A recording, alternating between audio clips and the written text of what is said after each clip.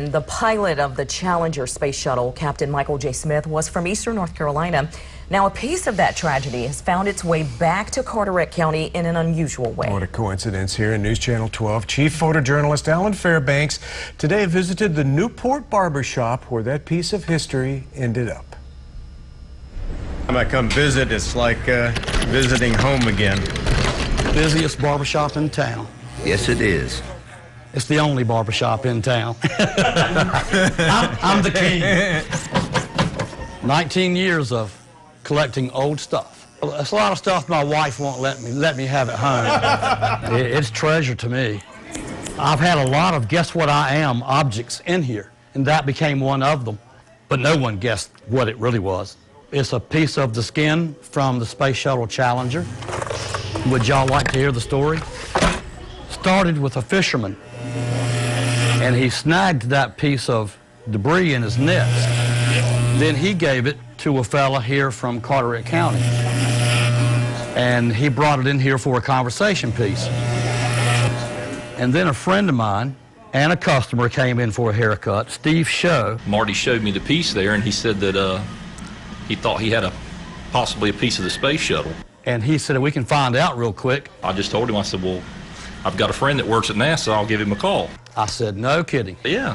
He told his friend what we had found. His friend wasn't quite sure about that either. Of course, he said, whatever, and yeah, sure, you have a piece of the space shuttle, you know. He said, well, send me some pictures.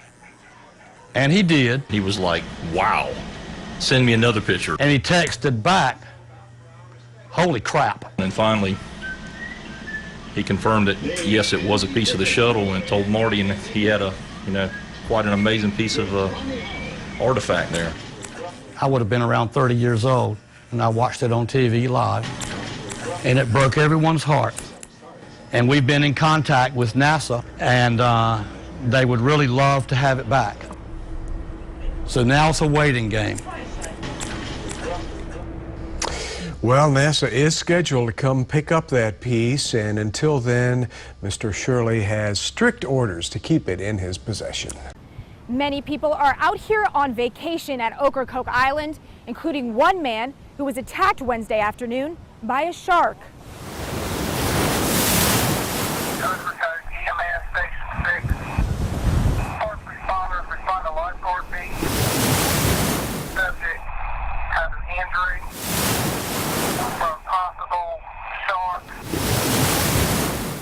Swimming.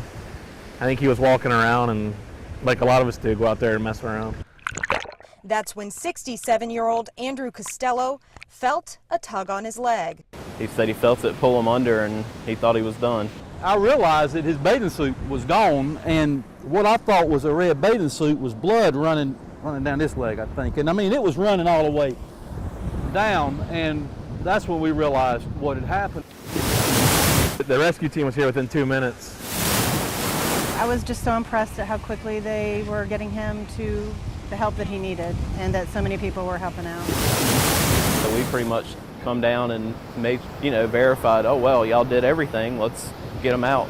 Conscious and in good spirits, he had one request. A park ranger told us that the first thing he said once he reached the ambulance was that he needed a beer. Well, you're supposed to say stay hydrated, I think, after you lose all that blood. In fact, we were talking to the nurse back here. I said, aren't they supposed to give that guy fluids? And I guess a beer would work as well as water. After the attack, Costello was airlifted to Vidant Medical Center in Greenville, where he received medical attention. This morning, he was said to be in fair condition. Reporting in Hyde County, Lauren Arnott, News Channel 12. Be on the lookout on those roadways, but boom, Department of Transportation crews have 48 hours to fix potholes in the road once those potholes are reported. And Pitt County crews are busy making sure they meet that deadline. As you're going through these potholes, they're no good at all. They're not good for nothing. They're little devils in disguise, especially when they're filled up with water, because you don't even know that you're in that much trouble until you get into them. Boom, boom, boom. That's how it sounds. If it has water in it, say boom, boom, whoosh. You can hear it, whoosh.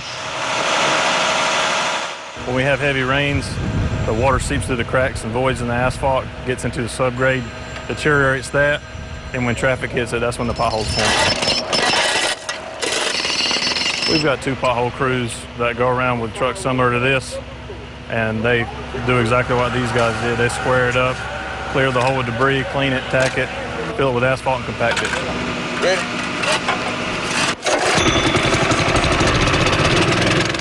We do upwards of 100 a day.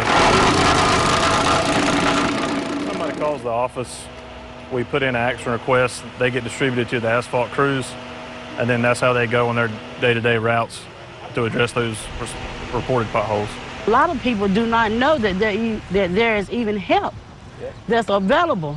They think, okay, I hit a pothole, I didn't cause the oil pan to leak, okay, I can go on. But now there's actually a phone number, actual contact information that the citizens can call. Just call the DOT, and in 2 days it should be fixed. Otherwise, a lot of damage can happen to your car. The facts of yesterday speak for themselves. In 1941, President Franklin D. Roosevelt ordered there be fair employment in the armed forces. The next year, Roosevelt called for African Americans to have the opportunity to be recruited into the Marine Corps. That decision was the start of a new era. I guess I was going to be one of the first to fight, and I wanted to be one of the first Africans in the Marine Corps. Hyde County native John Spencer enlisted in 1941. Norman Preston, who hails from Selma, Alabama, in 1944. So the Marine Corps had the first pick. So they picked up my folder, you know, and they looked through that and said, that's me, we'll take him. And that began the history. In the 1940s, despite the presidential order, African American Marines were still segregated. The only boot camp for black Marines was at Montford Point, a facility aboard Camp Lejeune right here in Jacksonville. And in them days, Camp Lejeune was just a name. You know, that was when segregation was his height. As blacks, we wasn't even allowed on main side Camp Lejeune. Preston and Spencer are 2 of the oldest Montford Point Marines still living in the Jacksonville area. Preston, who is 93 years old, served as military police. Your job was to look after the blacks and don't touch the white Marine. Let the city take care of them. 87-year-old Spencer, on the other hand, worked with ammunition and completed combat tours during World War II and in countries like Korea, Saipan, and Guadalcanal. He says the training may have been separate, but in battle, all Marines fought as one. Bullets don't have this, to whom it may concern. They don't care about race, creed, and religion. Spencer and Preston say they both can recall the many difficult days of fighting for their right to equality, but instead they choose to relish the memories of when they were honored for their spot in history. Both men traveled to Washington, D.C. to receive congressional medals for being original Montford Point Marines. That day, Preston remembers meeting the Commandant of the Marine Corps. He says, there's still some future in front of it. Quit dwelling on the past. He says, I'm not responsible to you all for the past, but I'm responsible for what you're going to get now. It was just recognizing the fact that you did a job and came through something that didn't nobody ever think that you would be a success in. So if you ask either of these men, I don't see color. I see man.